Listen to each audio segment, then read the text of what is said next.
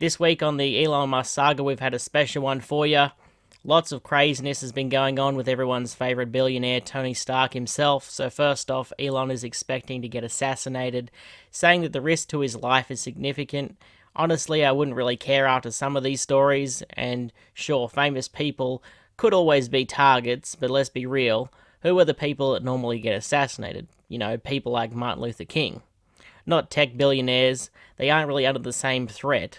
This is a way for Elon to boost his ego and pretend to fight the good fight as the free speech absolutist on the front lines, when in reality he's a bitch and he doesn't really care about free speech at all, which was obvious to anyone with a brain in their skull, unlike JFK, who he was comparing himself to. An example of this hypocrisy is him recently suspending Ye from Twitter for inciting violence and showing the swastika, which I think could be protected by free speech in the US that he claims to uphold himself to, but instead opting for the private company can do what they please argument, which is an argument that they normally are against, or they were when other people were in charge, but he still has to draw a line somewhere for his advertisers. What makes it funny, though, is that people advocating for free speech to be absolute are probably people who want to say fucked up Nazi shit.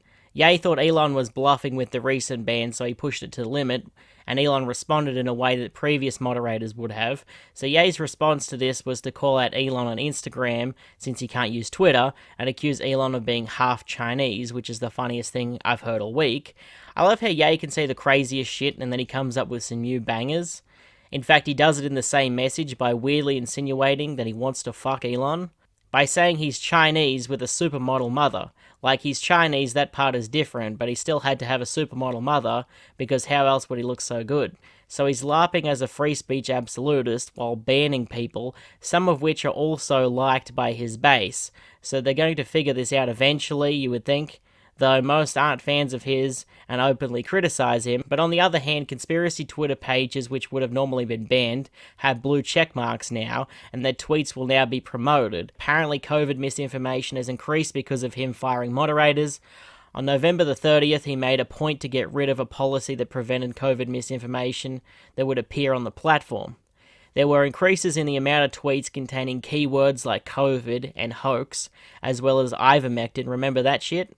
So he doesn't care about free speech, but he also makes sure that COVID misinformation spreads. It's a weird priority. I mean, come on, just admit, at this point, being a free speech absolutist is fucking stupid. So he can't figure out his real intentions for the platform, but he also doesn't know how to treat employees. The San Francisco government is worried that Twitter headquarters aren't being used as they're supposed to be, as the building will now function as a hotel for their employees. Some have beds, others have couches, and some are in sleeping bags and get woken up by an alarm clock that's set up. Sleep time's over, get back to work. I know in certain industries you stay in like a lodge, but that's not a conference room where you sleep on the floor. It's also not what the job had originally entailed.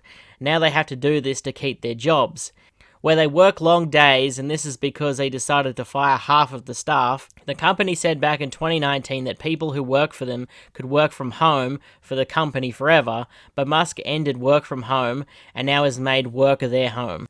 I see this more as them following in the footsteps of Jeff Bezos in treating workers like dog shit, and so now you're expected to stay at the building 24/7, or what? On top of this, former employees are suing Twitter on the grounds that the mass firing was discriminatory to female employees, who made up the majority, and was discriminatory to disabled employees as well. One employee claims that they weren't given sufficient time before the firing, which is illegal in California, so the guy doesn't care about workers at all. So on top of failing to control the fires at Twitter, Elon's Neuralink is now under investigation as well for killing a bunch of animals. So if you didn't think he was a piece of shit before, well, it was only a matter of time before his ideas would pose direct harm to someone or something. Ideas like those tunnels, which were so narrow that if a fire were to occur in one, people would be trapped.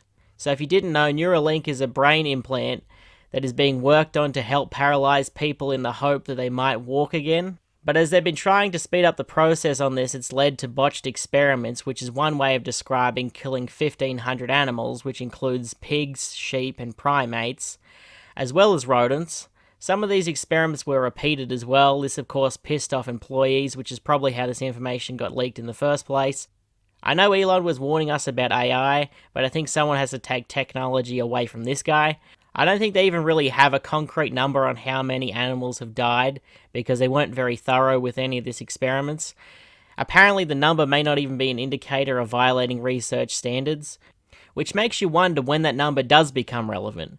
But when Elon's at the helm, it should always be relevant because it probably won't work at any point in the near future, like all of his other projects, so this will be all for nothing. It's a bad look even if it isn't a legal issue, and it does make you question the cost benefits. And how much longer are we going to allow animal testing to continue, especially when other methods for testing exist? It's not really important compared to all these other things, but Elon lost his spot as the richest man but regained it within hours. Maybe this is a sign, even if it's not after all of these news stories that have come out, people will still defend him. The dude could kill 1 million animals and completely sink Twitter, and people still defend him. I guess maybe if that last one happened, I'd praise him too. All of these things kind of stack up, all in a week's work, I guess. So anyway, what do you guys think about tech billionaires who needlessly kill monkeys? Are you a fan of that? Are you not into it? Tell me in the comments.